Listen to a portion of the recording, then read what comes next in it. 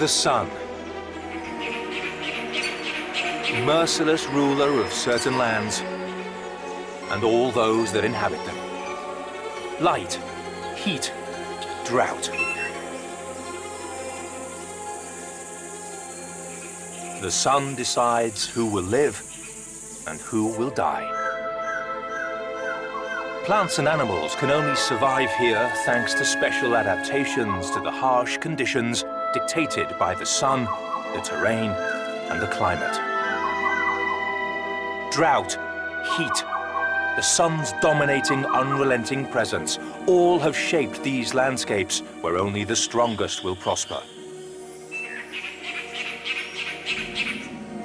Here, surrounded by rocks, beaten by unyielding solar rays, beset by a severe lack of water, unique forests grow. Only the most well-adapted can survive the rigors and demands of the kingdom of the sun.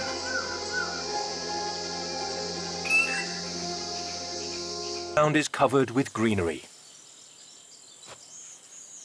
This is the principal territory of the ring-tailed lemur. The early morning holds no fears for this species. Ring-tailed lemurs sit facing the sun, soaking up the first rays and warmth of day in attitudes reminiscent of devotion.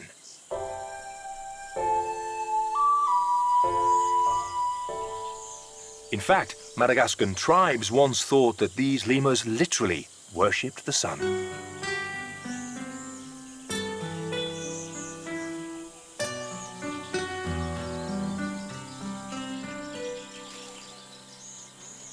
The forest that the ring-tailed lemurs inhabit is extraordinary. About 90% of the tree species here are endemic and are found nowhere else on the planet.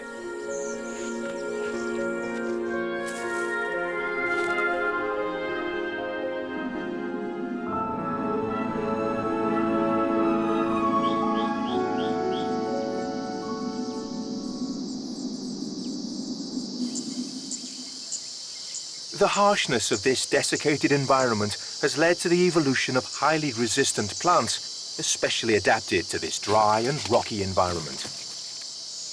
Ring-tailed lemurs can locate more than 30 different species of plants among the rocks, eating their leaves, fruits, and bark. And this is one of a few species of lemur that will even eat grasses.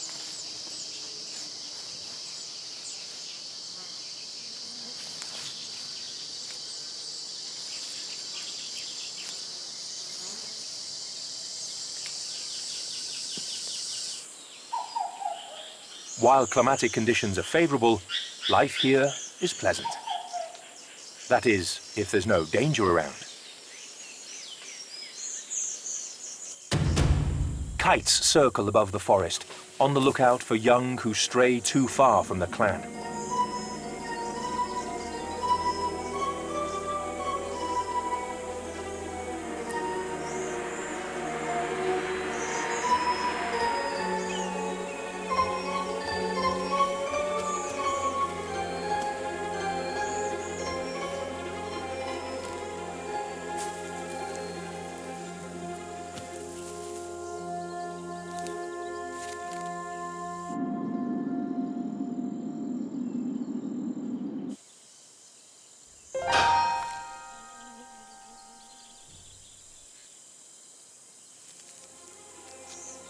This group of lemurs is on alert.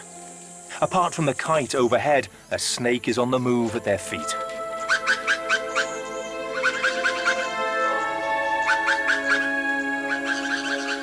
But although it seems they face a double danger, in fact, large boars are the only snakes that pose them any real threat.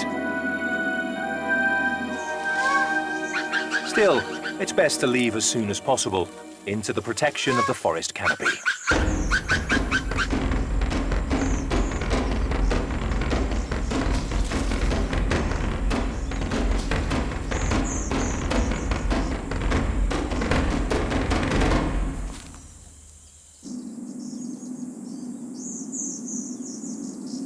Providing food and shelter to a multitude of animals, The forest that grows amongst the rocks is a strange ecosystem. An area of dense underbrush and of trees reaching 20 meters in height. And now they're at their greenest. This is a paradise for lizards. The bright colors of the rainbow grasshopper warn that it is extremely poisonous.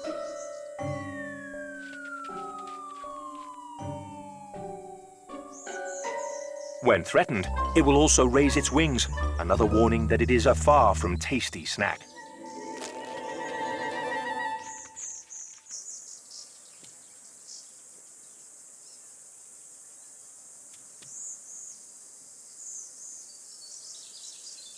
Chameleons are also content in this warm and fertile forest. They have food aplenty.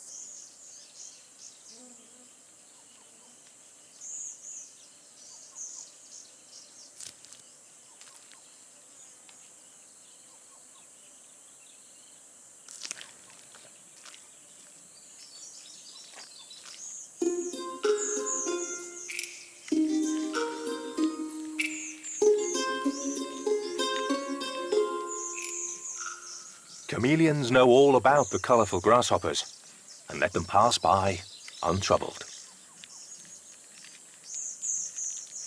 These grasshoppers feed on poisonous plants, storing the vegetable toxins which they use to protect themselves against predators.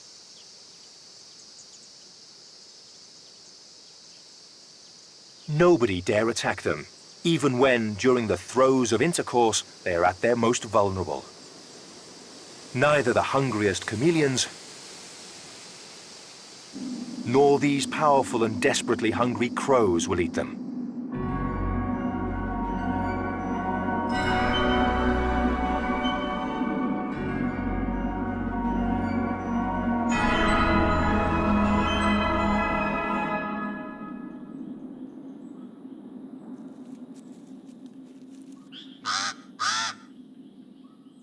A pair of pied crows digs among the litter and soil of the deciduous forest floor.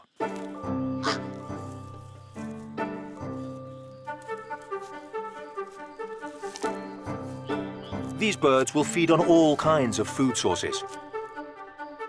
Right now, they're stocking up on protein in the form of insects and seeds, which they store in their powerful beaks.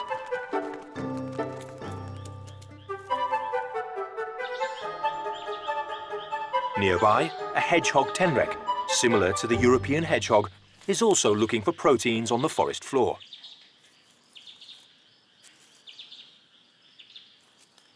His excellent sense of smell guides him to food.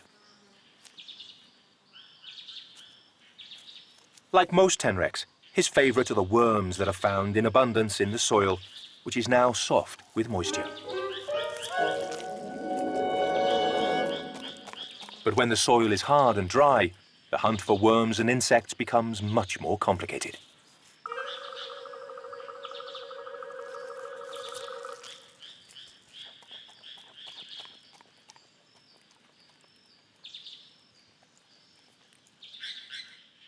Even the chameleons will occasionally come down from the branches on dangerously slow excursions to explore new territories. The crows are well aware of the importance of seizing the moment to take advantage of the wealth of food. If they spot the chameleon, his adventure will be over straight away. But for the moment, he is safe. The pied crows have built their nest in the highest branches. Their chicks are growing quickly, and their nutritional needs are hard to meet.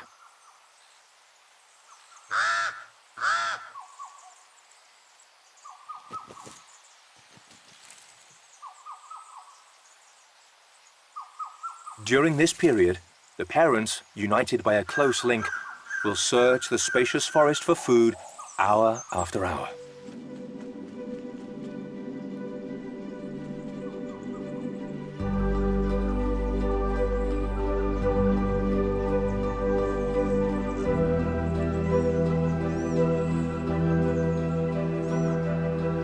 Meanwhile, The chameleon's perilous adventure seems to be reaching its goal.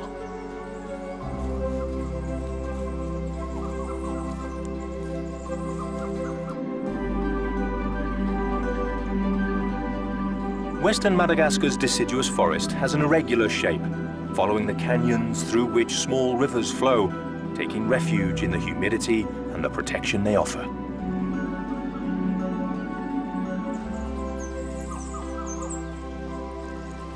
In these oases of water, shade and food, the forest remains resplendently green and vibrant all year round.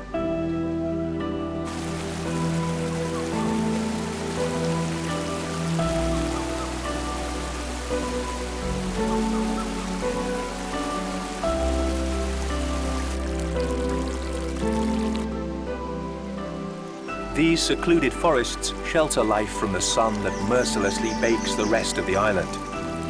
Any unprotected leaves will dry out and will be lost. Hidden away in the canyons, the trees provide food and shelter for a wide range of fauna.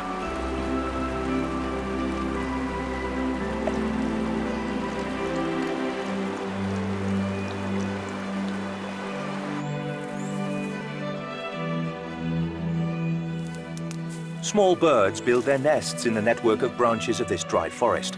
Aperd's tetraka is a strange bird. It lives only in the semi-arid environments of Zombitse.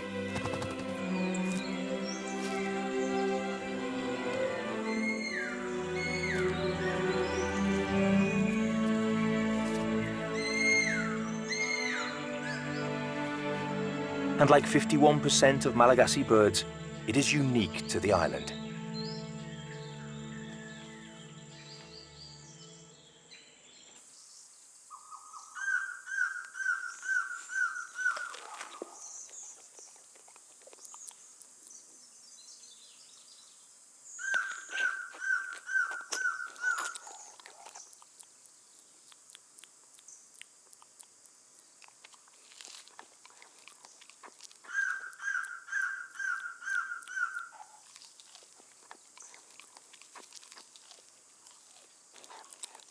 These small, secret woods provide ring-tailed lemurs with a range of delicious fruits.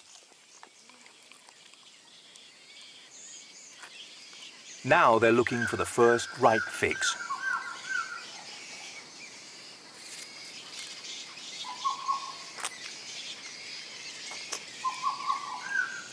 Keeping an eye on the sky above, they can relax for the moment. Not everything which flies overhead poses a danger.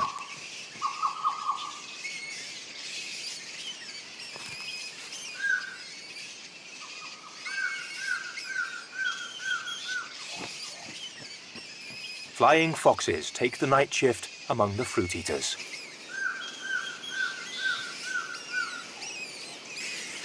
During the day, they hang upside down in large trees. Boisterous colonies can number in their hundreds. Flying foxes feed on fruit and their juice, and are exceptional seed dispersers. They are vital elements in the propagation of the dry forest.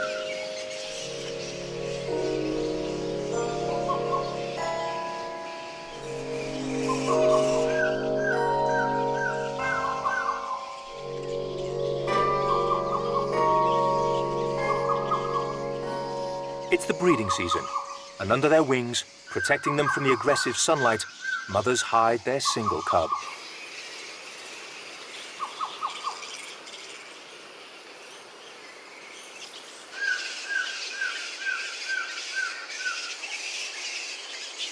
The cubs will cling to their mother's body day and night for 4 or 5 months. And now, following the rains, mothers carry their offspring to eat in the blossoming trees.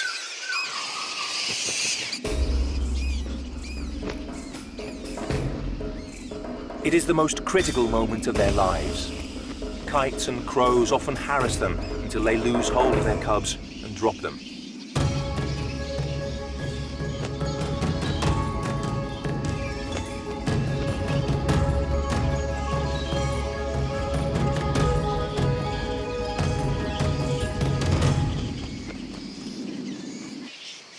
This little one was dropped in full flight. Its fate is sealed.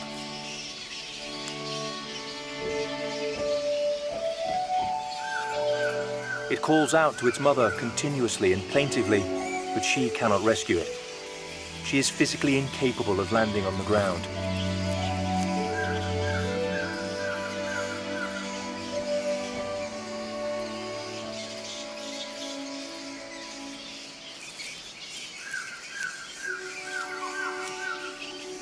And so its small body will contribute to the fertilization of the forest soil.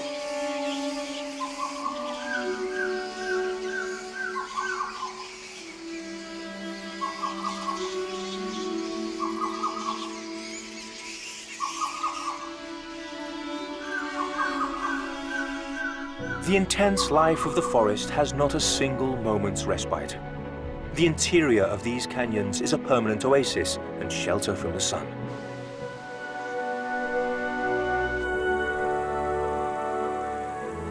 Insects enjoy the sap of trees, their leaves and fruits. This is the beginning of an energy chain that the praying mantis knows how to take full advantage of.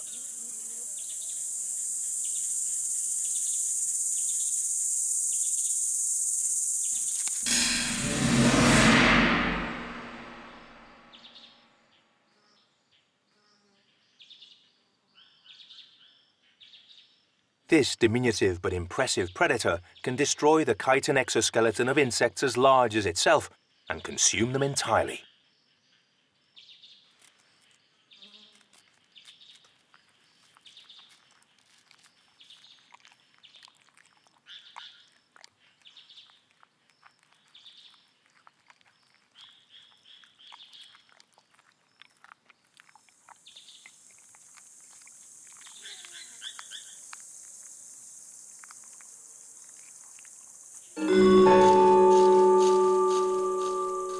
And after a meal, what could be better than a relaxing wash to remove any remnants of food?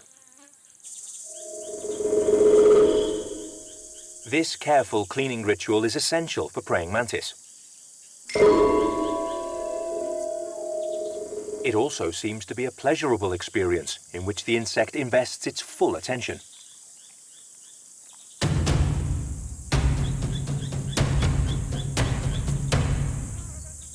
Meaning it is entirely unaware of the danger it is in.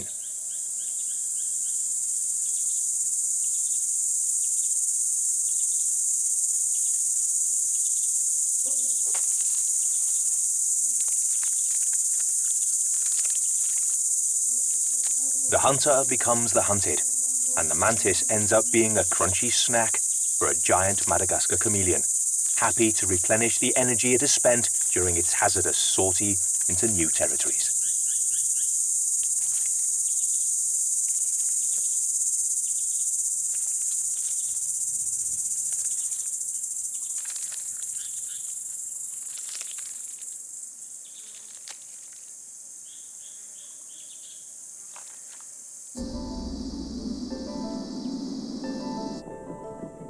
The energy chain of the forest is tapped into directly by various animals.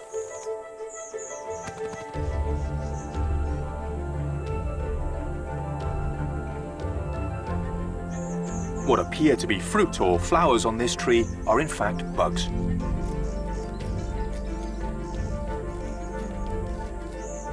Pink Madagascar cicadas, once again an exclusive species to this region.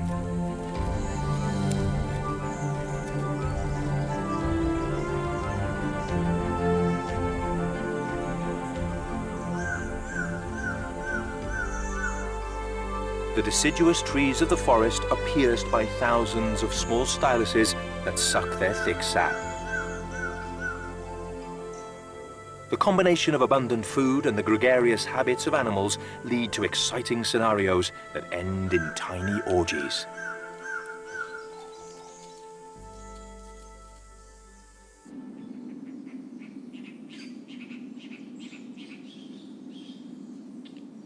The forest's nocturnal neighbors are patient witnesses to the insatiable toing and froing of the small creatures that roam everywhere.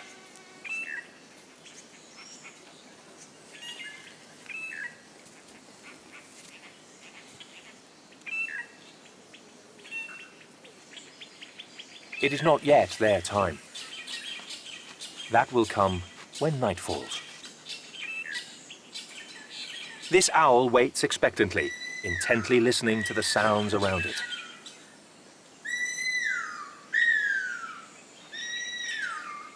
Although it may still be daylight, she will not let an opportunity for an early breakfast pass.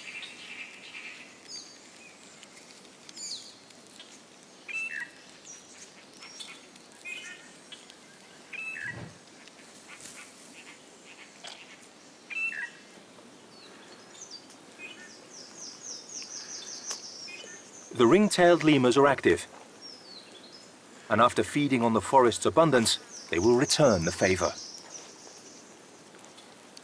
They're responsible for eating many leaves of the trees and disperse its seeds. But now they're going to do something extraordinary. The ring-tailed lemur, the most terrestrial of all lemurs, spends a third of its life on the ground, especially to travel. At dusk, they come out of the deciduous forest. They have discovered a tasty and crunchy snack: bugs.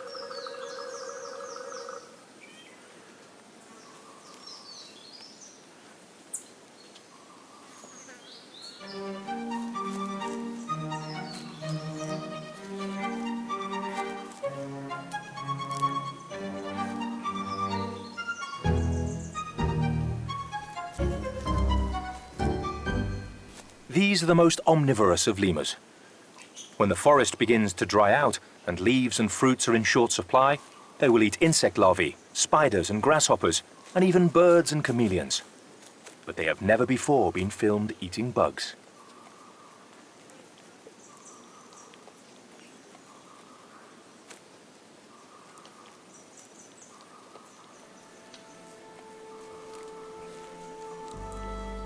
After their snack, and before the cold of night arrives, they take in the last rays of sun.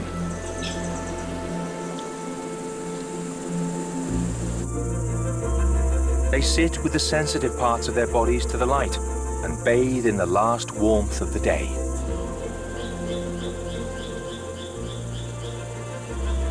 Madagascar's deciduous forests resist the merciless onslaught of the sun. This is a unique ecosystem inhabited by a diverse range of plants and animals adapted to the heat and drought, capable of surviving in the ever-changing and relentless kingdom of the sun.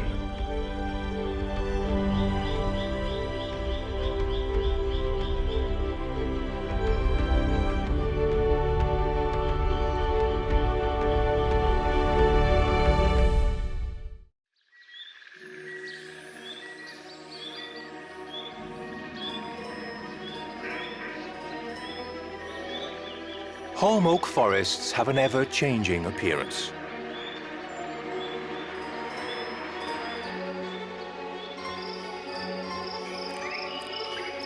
They are both mutable and at the same time stable and safe. They may grasp onto cliffs at the sea's edge, blanket mountains, or cover rough dryland plains. These evergreen oak woodlands can be quite different from each other. Some are dense and impenetrable forests, hidden sanctuaries for furtive animals.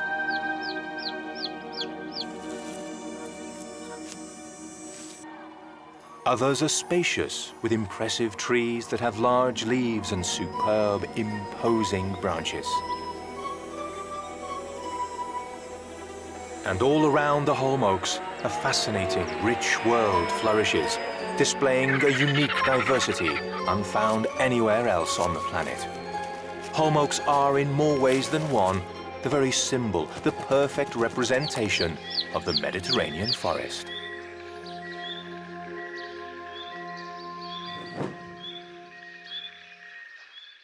The Mediterranean ecosystem is found in a number of parts of the planet, quite distant from each other: South Africa, California, and Australia.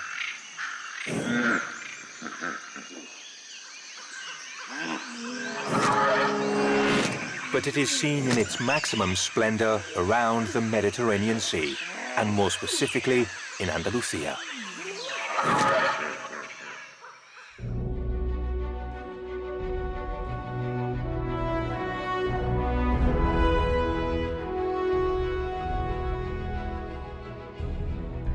The best preserved and most extensive holm oak forest in the world grows in inland Andalusia. Holm oaks are able to grow in very different environments, but they are characterized by their ability stoically to withstand widely changing climates, freezing winters and fiercely hot summers.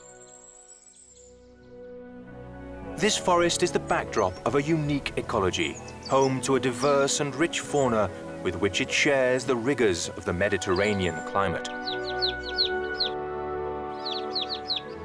Holm oak woodlands shelter dozens of species of animals that at different times of the year make various uses of these hospitable and generous trees. Among their thick branches, their leaves, their trunks and their roots, a complex network of beings are bound together in their incredible variety. From the strange worm lizards that frequent the subsoil to large deer that hide in the scrub.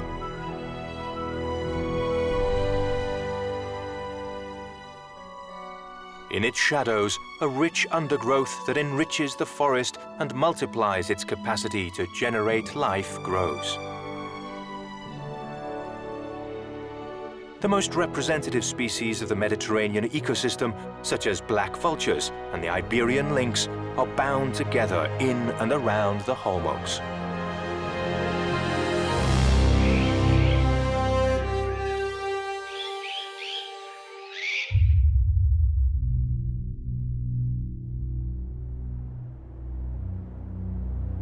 It's winter, and embraced by the mist, the holm oak forest seems like an echo of itself. At night, some areas may drop to 15 below zero.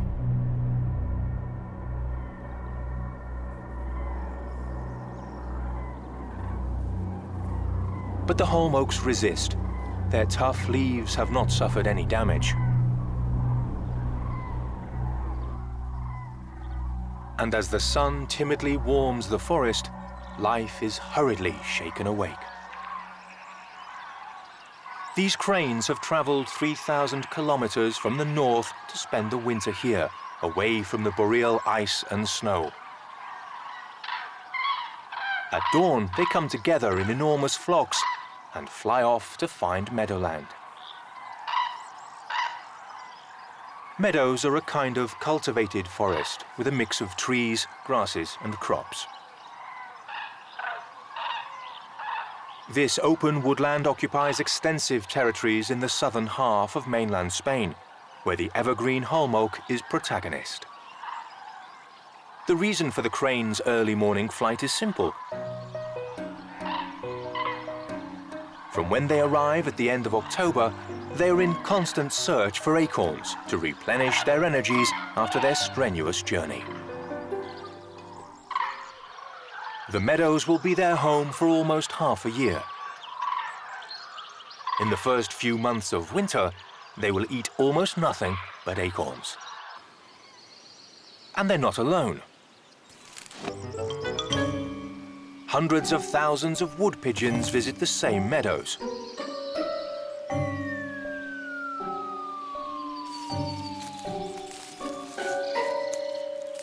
The pigeons can swallow the acorns whole, but they find it more agreeable to collect and digest what the cranes leave behind.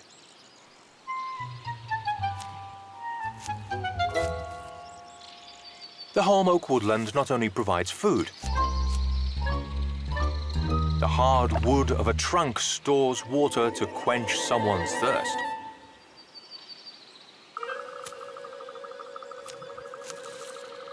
Jackdaws, small Old World crows, also collect the acorns. But they cannot swallow them and must peck at the tough outer casing before reaching its sweet and nutritious fruit inside. A good acorn harvest is a boon to life in and around the holm oaks. Millions of creatures depend on them, from the cranes, the tallest birds on the continent, down to the tiniest of voles.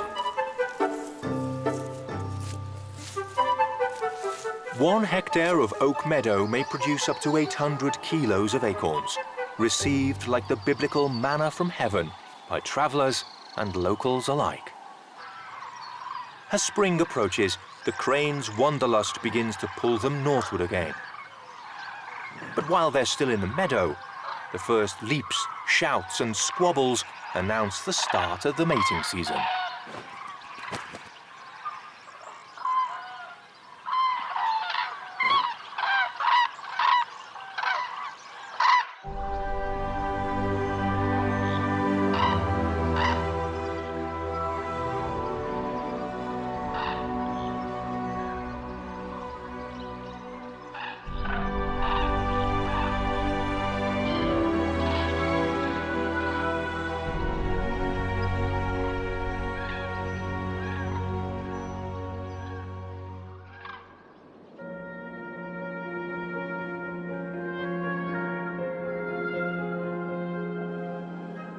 In the last of the mists that ebb and flow, hiding then unveiling the holm oak forest, in addition to the cries of the cranes, the purr of the Iberian lynx, the scarcest feline on the planet, can be heard.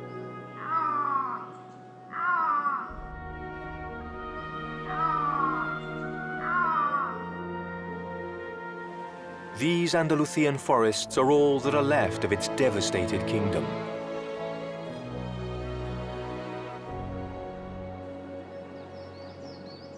Now, at the end of winter, they feel the call to reproduce.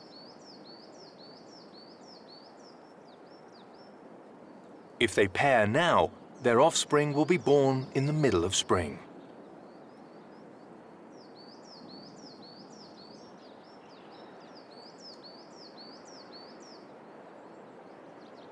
This is one of the few pairs of lynx that survives in the wild. They will stay together for a few weeks while they're in heat, then each will go its separate way.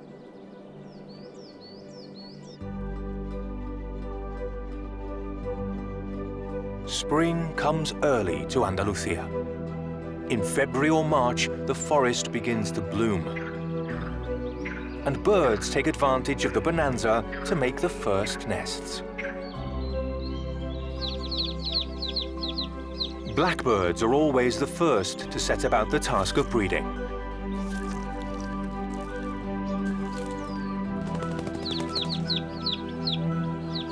Before the end of March, they will already have raised their first chicks.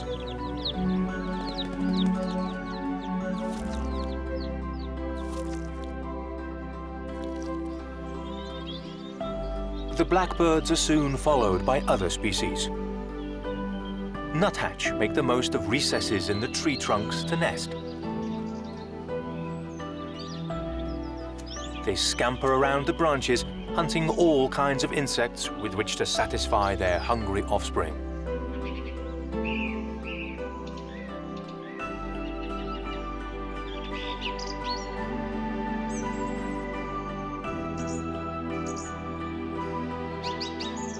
And their conscientious hunting labors clean the old oaks of many parasites.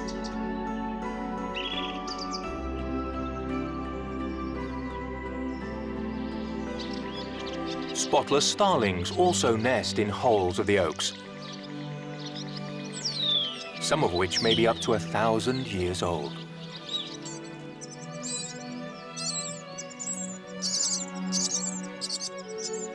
The trunks and branches of the oaks are like a large tenement block or a dormitory town where dozens of species take shelter and reproduce.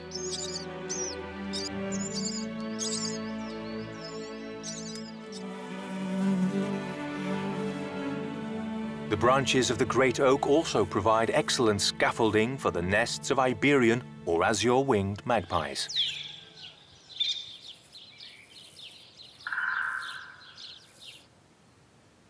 The holm oaks of the southwest peninsula are the preferred home of these elegant crows, which have filled the trees with the new generation of offspring.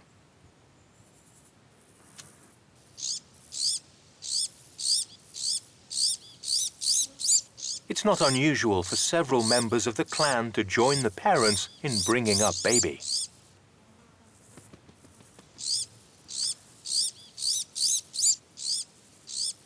But all these nests pale into insignificance when compared with that of another neighbour in the meadow.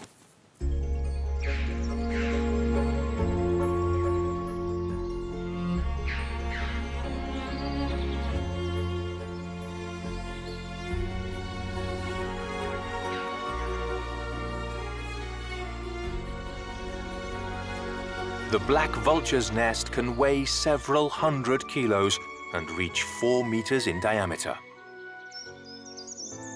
In its spacious interior, the pair's recently hatched only chick.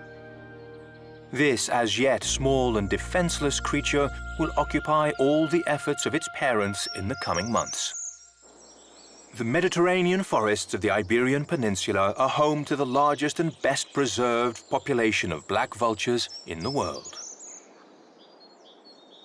The vulture chick was born in an oak tree, below which there extends a varied woodland, rich in plant species, rock rose, strawberry trees, and a myriad of shrubs and plants that bloom and produce aromas, protected from the heat and dryness by their resins. Among the many endemic species of the region, the ocellated lizard lurks.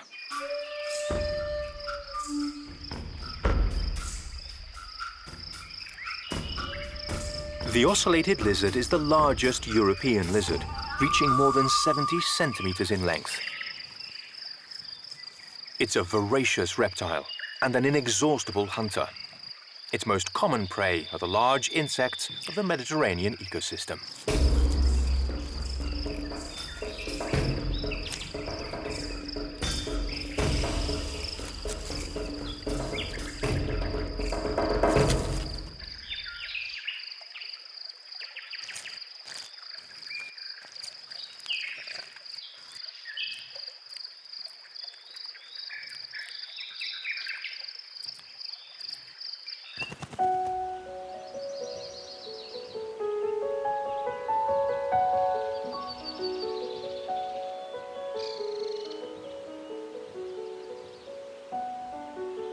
Very close by, wild boar have recently given birth, and after just 1 week, the piglets are following their mother around the woodland.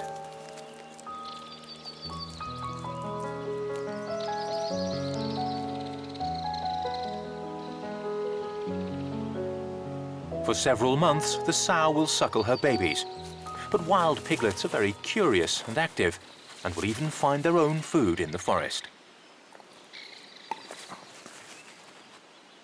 This little one tries a mouth-watering acorn, but it's its first, and it's not as easy as it looks.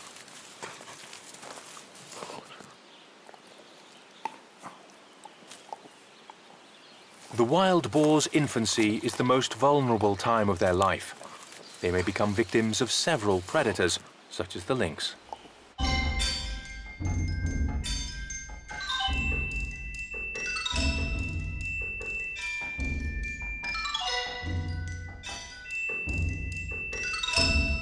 The lynx is well adapted to the Mediterranean climate and habitats. Dense wild forests or isolated and spacious meadows enclosed by encroaching mountains. Thanks to the best preserved holm oak forest in Andalusia, the most extensive and dense in the Mediterranean basin, the lynx has been able to survive, hunting its favorite prey, the rabbit.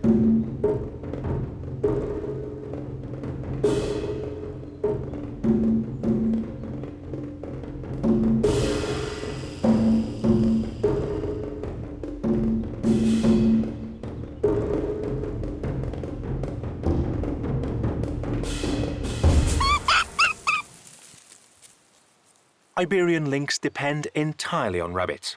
In fact, it's the only carnivorous mammal so exclusively specialized in hunting rabbits. Its population is only viable where the density of rabbits is sufficiently high, as they represent between 80 and 90% of the feline's diet.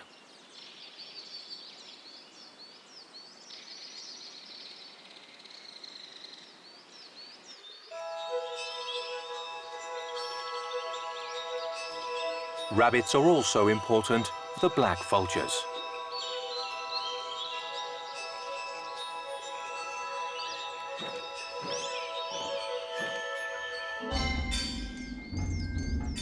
These are the largest predators in Europe, with a wingspan of nearly 3 meters, and they soar over the holm oak woodland looking for carrion of all kinds, including rabbits. At the end of the day, the chicks need to eat. Food may be found anywhere and in any form, and that includes animals as large and dangerous as bulls, which live in the large holm oak meadows.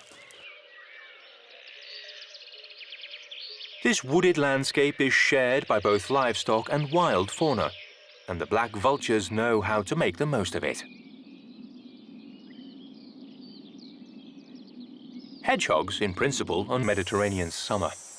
In the middle of the day, temperatures can reach 40 degrees Celsius.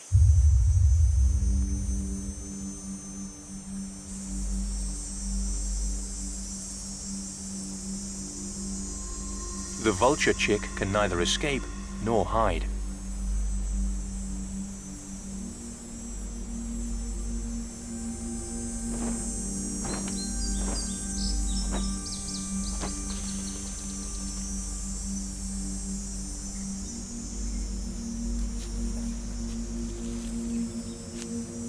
Only the unconditional dedication of its parents, shielding it from the sun with their wings, allows it to survive.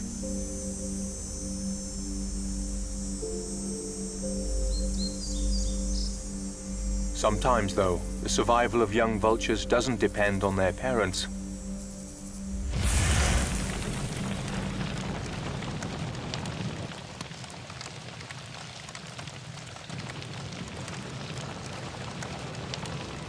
Mediterranean forests are no stranger to fire. Some species of plants, in fact, are pyrophytes and can only disperse their seeds successfully when the fire burns.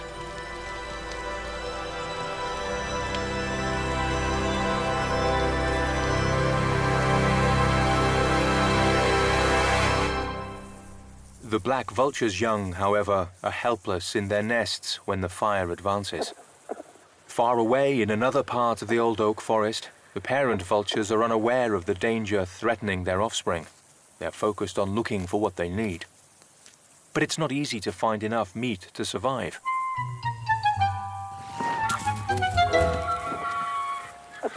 Food is scarce, and diners numerous and hungry. The tension erupts in violent disputes.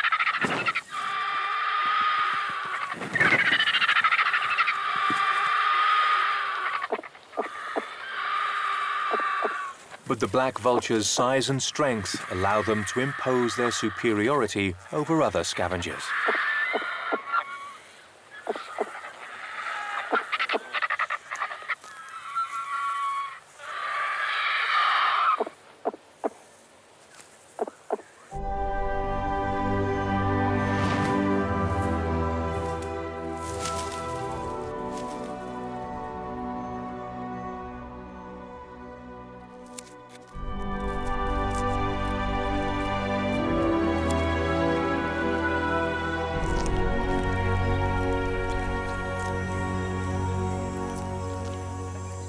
Once the danger of fire has passed and the fights over food won, the vulture chick can fill its stomach again.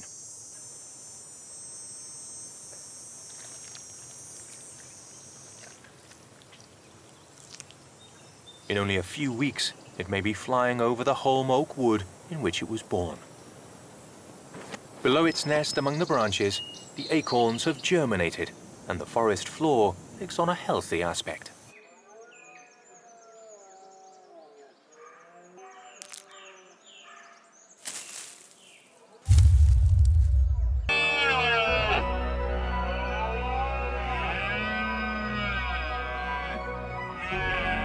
Males gather their harems and defend them against rivals in ferocious confrontations.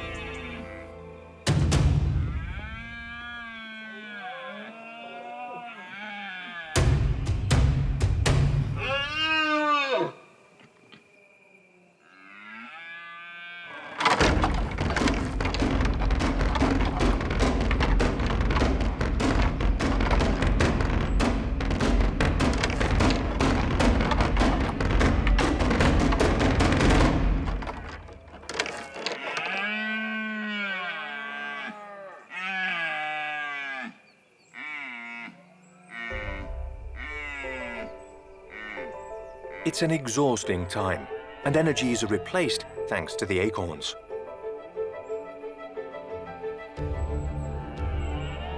The deer need to eat so many that they will even harvest them by thrashing the branches with their antlers.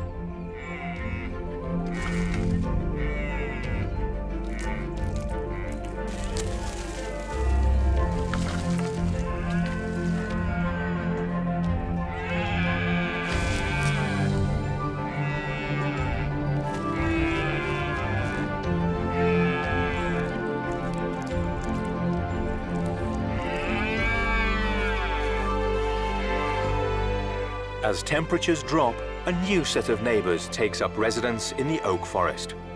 Black kites migrate to the African continent, surrendering their homes to red kites. They will spend the whole winter among the welcoming branches of the Mediterranean forest. Mature acorns fall once again,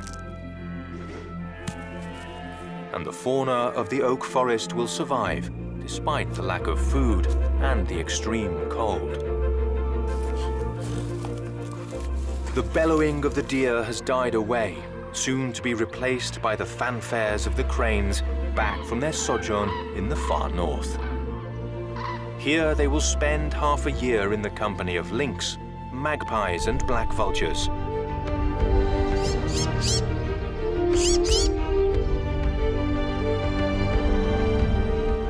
The unique protagonists of one of the richest and most diverse forests on the planet.